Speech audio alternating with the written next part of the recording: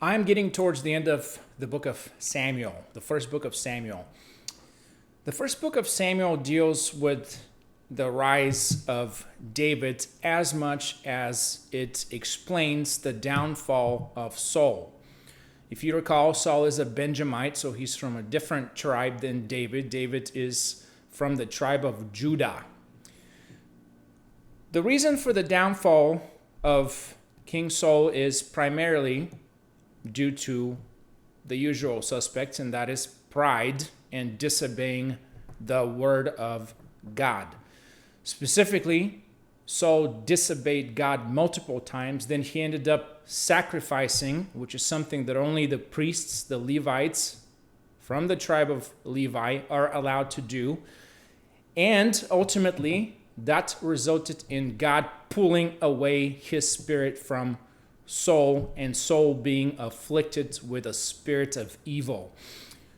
What happened in the previous chapter is that Saul ended up consulting with a witch and ended up getting Samuel from the dead to ask him for advice. As you can tell, this is something that is supernatural, is happening. At the same time, God is very much adamantly against that.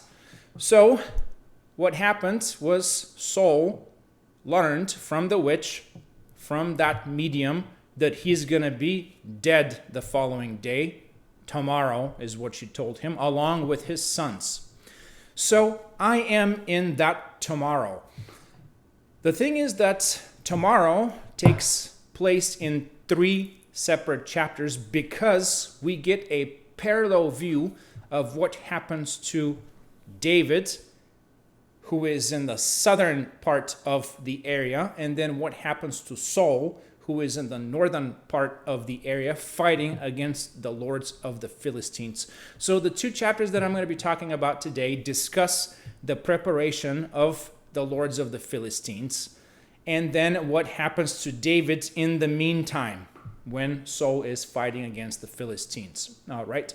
So what is interesting here is that David, for the last months and years, has been living in Philistine country as he was being persecuted. He was being pursued by Saul.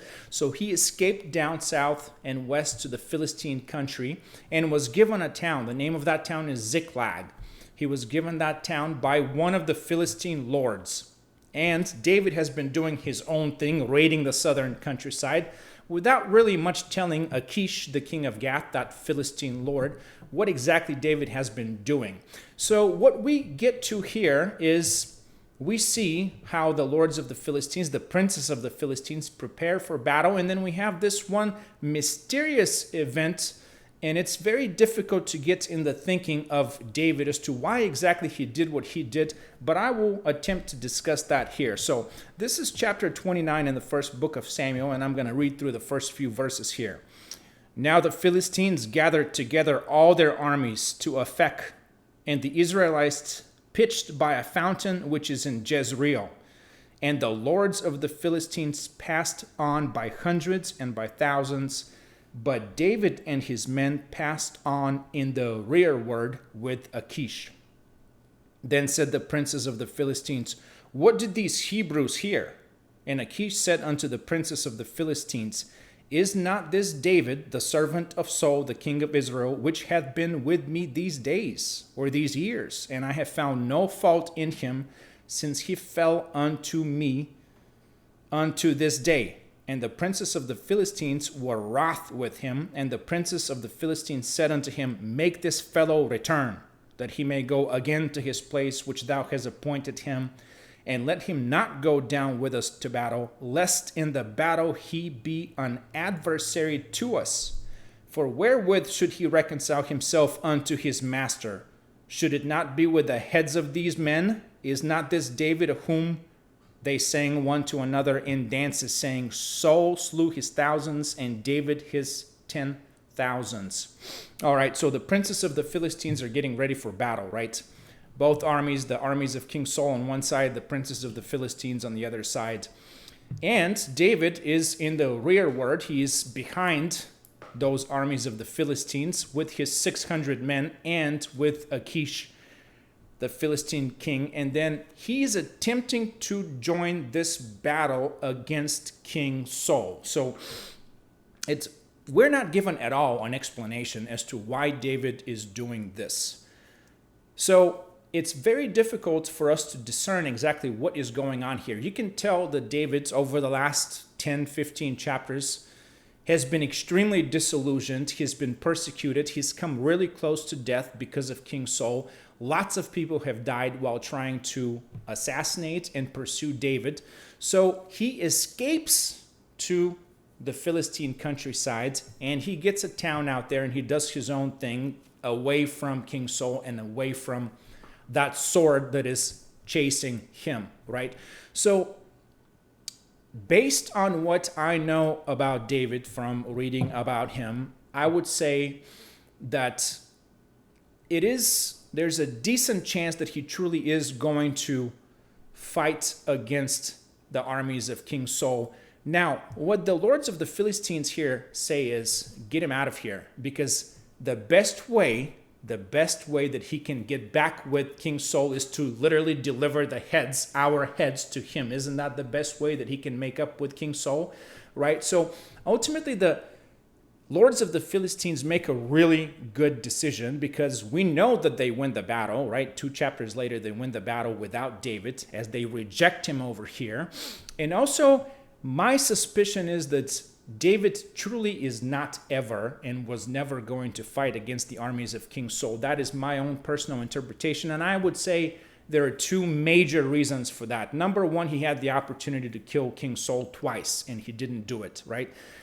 Probably by far the biggest reason that he would not fight against the armies of King Saul, in fact, he would probably turn around and slaughter the Philistines, is because of the son of King Saul, and that is Jonathan. Jonathan, as we know, is in the army of King Saul. Ultimately, that results in his death, unfortunately. But I don't think that David would ever raise his arm against Jonathan, precisely because they are extremely good friends, right? So ultimately, that doesn't matter, because he gets rejected by the princes of the Philistines. And then another event happens here that just completely takes his focus away from this battle. And we'll find out about that here in a little bit. But let's see what David's response is whenever he gets rejected by the lords of the Philistines, right? Then Achish called David and said unto him, surely as the Lord liveth, thou hast been upright, and thy going out and thy coming in with me in the host is good in my sight. For I have not found evil in thee since the day of thy coming unto me unto this day. Nevertheless, the Lord's favor thee not. The lords here means the lords of the Philistine, not some lords, other lords. Wherefore now return and go in peace, that thou displease not the lords of the Philistines. And David said unto Achish, but what have I done? And what hast thou found in thy servant so long as I have been with thee unto this day, that I may not go fight against the enemies of my lord the king? My lord the king, he's talking about the enemies of Achish, my lord the king. He calls him my lord the king. The enemies of my lord the king are literally the armies of King Saul, right? So he's in typical Davidic fashion. He goes, what have I done wrong, right? You've heard that many times before if you've been listening. And Achish answered and said to David, I know that thou art good in my sight as an angel of God. Notwithstanding, the princes of the Philistines have said, he shall not go up with us to the battle. Wherefore now rise up early in the morning with thy master's servants that are come with thee, and as soon as ye be up early in the morning and have light, depart. So David and his men rose up early to depart in the morning to return into the land of the Philistines, and the Philistines went up to Jezreel. Right, so this is concurrently happening with the previous chapter when King Saul is seeking to find out from the dead prophet Samuel what exactly he needs to do, and he finds out that he's going to die tomorrow, right? So as this is happening, Saul is with the witch, right? And then what happens the following day? The Philistines are getting ready for battle that day. The following day, they go into battle with King Saul. David departs. He goes back to Ziklag, his town, where he's got his wives, right? He acquired 2 wives along the way. Lost one, the daughter of King Saul, was given to another man, so she's no longer with him for a little while, that is. And then he goes back to Ziklag as he is rejected by the Philistines who are about to go to battle with King Saul, right? Now, what happens as he departs that morning? And it came to pass, when David and his men were come to Ziklag on the 3rd day, that the Amalekites had invaded the south and Ziklag, and smitten Ziklag, and burned it with fire, and had taken the women captives that were therein. They slew not any, either great or small, but carried them away, and went on their way. So David and his men came to the city, and behold, it was burned with fire, and their wives and their sons and their daughters were taken captives. So this is a absolute calamity, right? This is an absolute calamity. Once again, Ziklag is in the southern provinces of what is the territory of Judah. At that point, it is not entirely ruled by the Judean kings. It is inhabited by David, though.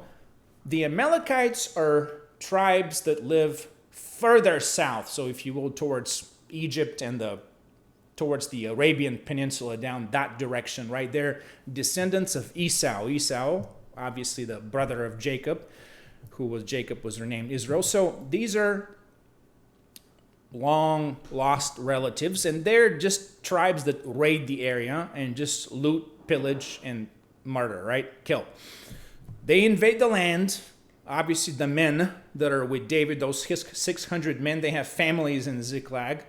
In other words, they have their wives and their children, not literal families, but that's where the children, and they're left alone. And then these men are going with David to battle, supposedly against the armies of King Saul. Then they return back, and the whole place is burned down, right? It is completely burned down. No one is left behind. They're not killed. Not a single one of them is killed, but they're just simply taken captives, the women and the children. And that's what they come back to. So, as you might imagine, getting rejected by the Philistines did not end up being that bad of a thing for David, right? Because otherwise, he wouldn't know exactly what happened to his town, right? So let's see what happens next. Then David and the people that were with him lifted up their voice and wept until they had no more power to weep. And David's 2 wives were taken captives, Ahinoam the Jezreelitess, and Abigail, the wife of Nabal the Carmelite. And David was greatly distressed, for the people spake of stoning him, because the soul of all the people was grieved, every man for his sons and for his daughters. But David encouraged himself in the Lord his God. All right, so we're once again told about David's 2 wives, Ahinoam the Jezreelitess. She's from Jezreel. And again, that's where the battle with the Philistines, between the Philistines and King Saul, is happening around this time. And Abigail, the wife of Nabal. Nabal, if you recall, ended up dying. He had a heart attack or something like that. So David asked Abigail, I talked about that, to become his wife. And they live happily thereafter. Not so happily, apparently, in Ziklag. His men also have wives and children out there. They're all gone. So everyone is weeping until they have no more to weep, right? They're just exhausted from crying. And moreover, these men, his men, they want to stone David because they presume they more or less, they blame this event on him. If he hadn't gone up to fight against King Saul, then they would have been able to defend the city, right? They would have been able to defend Ziklag from the Amalekites, and none of this would have happened. So they blame him, and they want to stone him, but he encouraged himself in the Lord his God. All right, what happens next? And David said to Abiathar, the priest, Ahimelech's son. Now, if you recall, this is the one priest that survived the slaughter whenever King Saul, one of his henchmen, Doeg, ended up slaughtering all the priests. This kid, Well, he's no kid anymore, but he survived. So David said to Abiathar the priest, Ahimelech's son, I pray thee, bring me hither the ephod. Ephod is kind of like a outerwear, sort of like a, I don't know, half shirt, something like that, sleeveless shirt. And Abiathar brought thither the ephod to David, and David inquired at the Lord, saying, shall I pursue after this troop? Shall I overtake them? And he answered him, pursue, for thou shalt surely overtake them, and without fail recover all. So David went, he and the 600 men that were with him, and came to the brook Besor, where those that were left behind stayed. But David pursued, he and 400 men, for 200 abode behind, which were so faint that they could not go over the brook Besor. All right, so here, once again, as I've said multiple times before, there's not a whole lot of supernaturality going on in David's life in the narrative that we're reading. He's not no Moses. He doesn't part seas. He doesn't just rain fire on people from heaven or anything like that. The only thing that is supernatural in the story of David, outside of the fact that he himself, the combination of characteristics, his incredible poetry, obviously he's a warrior king, he's extremely brilliant and good looking and all that stuff, and in combination this is extremely rare. Right outside of that, which in my mind is supernatural, but outside of that, the only thing supernatural going on in the life of David is that he asks, literally, this ephod, imagine a sleeveless kind of shirt, something, he asks of God somehow through it, and he gets answers. And then again, there's another Urim, some sort of a tool that he uses, that he gets answers from God one way or another, yes or no. As I've said it before, it almost seems like he's flipping a coin with that one, but here he gets an answer. Go pursue these people, you will overtake them, and you will recover everything. So that's the answer he gets from God. And one of the more interesting things here that comes into play later on is that 600 leave, 200 stay behind at this brook, this kind of little creek. They stay behind because they're exhausted. So they stay behind with the stuff. The stuff is the provisions, essentially, right? So they're on foot at this point. There's not much horseback going on at this point. Horseback riding comes in later.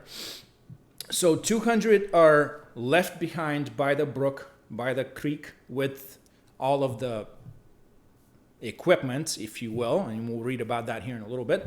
And then 400 continue going south, pursuing after this troop, all these Amalekites that have kidnapped, if you will, taken captive the wives and the children of the 600 men from the city of Ziklag before they burned it down.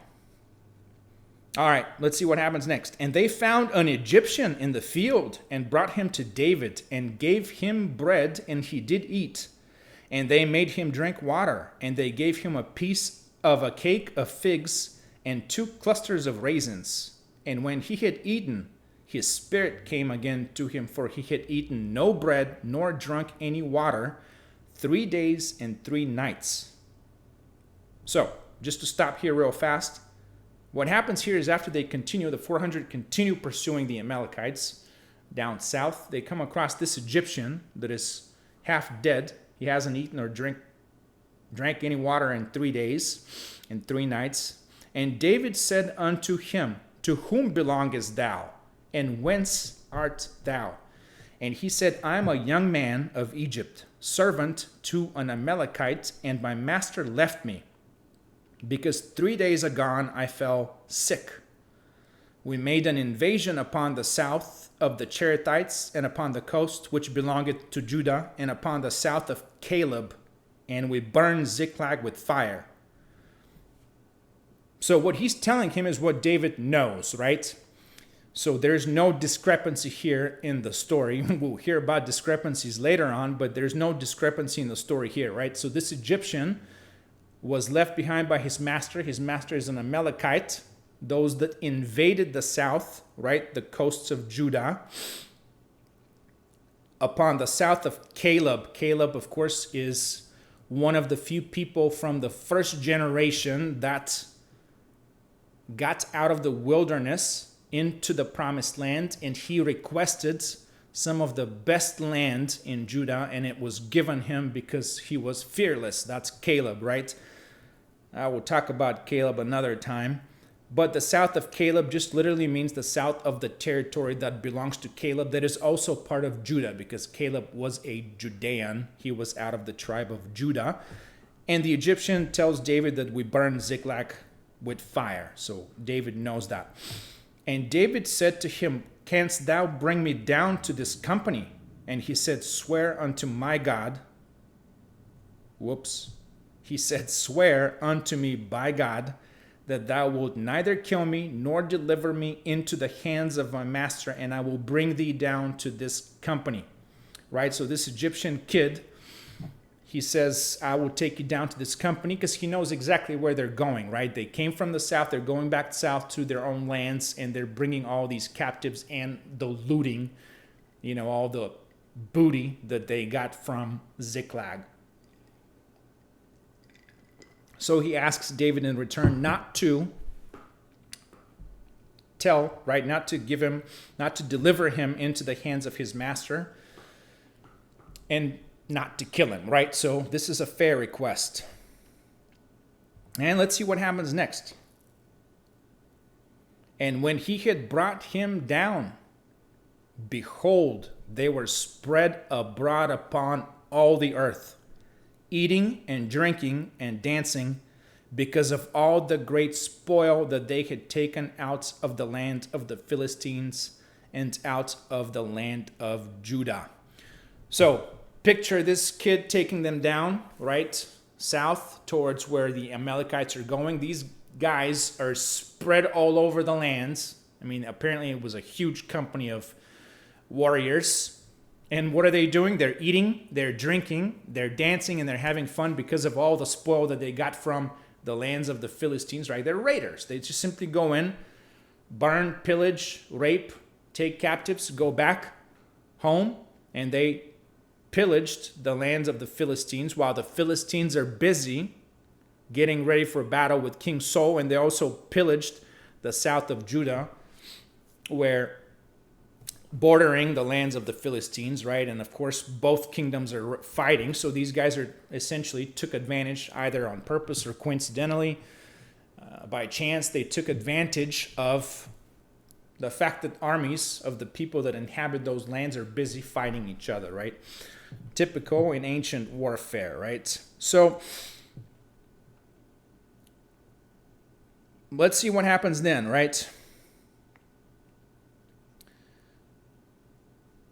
"And when he had brought him down, behold, they were spread abroad upon all the earth, eating and drinking and dancing, because of all the great spoil that they had taken out of the land of the Philistines and out of the land of Judah. And David smote them from the twilight even unto the evening of the next day. And there escaped not a man of them, save 400 young men, which rode upon camels and fled." All right, so he smote them. So this was a massacre, essentially, right? So these guys were drunk. They were partying. They were dancing. Here come the 400 at this point. And he smote them. So David smote them, of course, not himself alone. This is very typical of ancient literature. Biblical literature says David smote them. That means as he's in charge, it's him and all the men that were with him. Smote them from the twilight even unto the evening of the next day. So we're talking about almost 24 hours worth of massacre here, right? Not a single one escaped except for 400, which rode upon camels and fled. Camels, of course, are, especially back then with no horseback, they were fast. They were the one way that you can escape is just to get on a camel and you just get out, right? They're fast-moving animals that are prone to doing really extremely well in those areas, right? We're talking about desert arid type of areas down south of Judah towards the territory of the Amalekites. So it makes sense that they would just jump on camels and escape, as this was a slaughter, right? "And David recovered all that the Amalekites had carried away, and David rescued his 2 wives. Woo! And there was nothing lacking to them, neither small nor great, neither sons nor daughters, neither spoil nor anything that they had taken to them. David recovered all. And David took all the flocks and the herds which they drave before those other cattle and said, "This is David's spoil." All right, this makes a whole lot of sense, right? He recovered everyone, no one was harmed, and they ended up killing the vast majority of the Amalekites. We're not exactly told how many were to begin with, but they clearly outnumbered David's men because just only 400 escaped, so that they were in the thousands without a doubt, right? So David recovers everything, and then along with all of the flocks, so these people had been pillaging Philistine and Judean territory, so they had accumulated a whole lot, not just from what came from Ziklag, but from all of that southern countryside, right? So David gets it all. It becomes his spoil. And here's where the 200 that were left behind come into play. And David came to the 200 men, which were so faint that they could not follow David, whom they had made also to abide at the brook Besor. And they went forth to meet David and to meet the people that were with him. And when David came near to the people, he saluted them. Then answered all the wicked men and men of Belial of those that went with David and said, "Because they went not with us, we will not give them aught of the spoil that we have recovered, save to every man his wife and his children, that they may lead them away and depart." All right, so they come back to the 200 that were left at that creek, at that brook, and some men of Belial that were part of David's 400 men. Men of Belial just literally means Belial is kind of like the devil or some entity that is, let's just say sons of something or other is what we would use today, right? Some people said, well, because they didn't come with us, then they shouldn't get any of the spoil except for their wives and their children, and they can just get out of here, right? That's what some of his men say when they come back to the 200 that were left at the brook. Then said David, "Ye shall not do so, my brethren, with that which the Lord hath given us, who hath preserved us and delivered the company that came against us into our hand. For who will hearken unto you in this matter? But as his part is that goeth down to battle, so shall his part be that tarrieth by the stuff. They shall part alike." And it was so from that day forward, that he made it a statute and an ordinance for Israel unto this day. As you can tell, this is written by someone. We don't know exactly who the author of the book of Samuel is. Samuel at that point is dead, so apparently it's not him. Obviously it's not him. But it is written by a contemporary because it says, that contemporary says, this is a statute and an ordinance unto this day. And this was obviously during the times of the kings, when Israel had kings. What David does here is says, no, that's not going to happen. Whether they stay behind with the stuff, right, or whether they go to battle, they're going to be parting everything alike, right? What does it say? They shall part alike. And that becomes a statute and an ordinance. So David's down the road, when he becomes an established king, when he unites the kingdom, he creates an extraordinary military machine that's the blueprint of which we use to this day in Western and obviously Israeli armies. So this is what you refer to as logistics. And I'll talk about the military that he created eventually and the different branches, from his personal security to a rotating 12-month rotating troop to reserves and so on that we observe to this day. This is establishing the logistical portion of the military, right? So he's saying whether someone is staying by the stuff, right? This is just an old school way of saying those that take care of the provisions, or whether they go to battle, everyone is going to share the spoil. And then that becomes an ordinance. So it's pretty extraordinary.